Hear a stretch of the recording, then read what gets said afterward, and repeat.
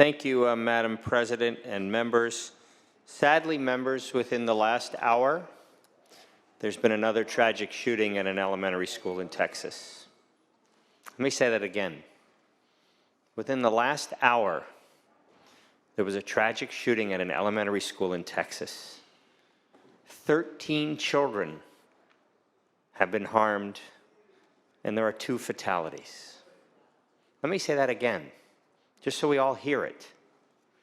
Within the last hour, 14 people were harmed in a tragic shooting in Texas.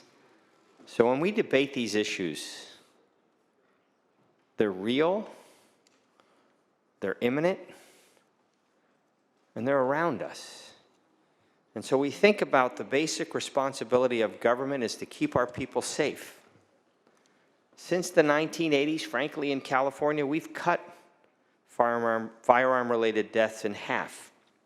And our state places amongst the top 10 safest states in the nation for avoiding gun deaths. Less guns available and on the street means less deaths. Countless recent shootings illustrate the devastating toll guns have on our communities. Last year, tragically, marked a 15-year high in gun violence in Los Angeles, taking the lives of 400 people. We do have some of the toughest gun laws in the country, but why are we seeing this type of gun violence? The answer lies not in the effectiveness of our current gun laws, but in the lack of regulation on the new wave of weapons. So that's why Senator Hertzberg and I have authored this legislation. Look no further than ghost guns, firearms without the required serial number. The Los Angeles Police Department declared a ghost gun epidemic last fall after there was a 400% increase in ghost gun seizures since 2017 and a 300% increase from 2020. Ghost guns are not just rampant in LA, but in the Bay Area, they're accounting for 20% of all gun seizures in San Francisco in 2020, and nearly a quarter of the 1,200 guns seized in Oakland. The same story is playing out all over the country, prompting President Biden to announce significant federal restrictions on ghost guns just a few weeks ago.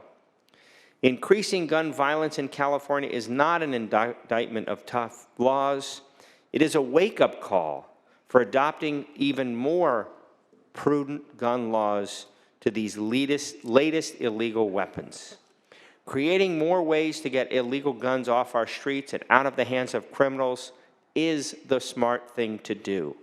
We must ensure that our laws take advantage of every tool at our disposal to get illegal guns off our streets. This is the time to act, not retreat. It is the time to be creative. That is what SB 1327 provides. It sets a new tool and incentive to get these dangerous weapons off our streets. A private right of action enforcement mechanism. Specifically, this bill creates this right of action that allows someone to bring a lawsuit against those who manufacture, distribute, transport, import, or sell illegal assault weapons, ghost guns, and our latest gun kits. In other words, SB 1327 gives private citizens who are concerned about the impact of these dangerous weapons a tool to keep weapons off their streets, out of their neighborhoods. This bill may not be perfect, but it offers a tool that needs to be tested now. And if it prevents just one instance of gun violence in our state, it's worth the experiment. Obviously, it's modeled off of something that happened in Texas related to a woman's right to choose. It's ironic today that an hour ago, 14 people were harmed in Texas. Let's use that model for good. Let's use that plan for something that keeps us safe and not something that punishes women. I respectfully ask for an aye vote.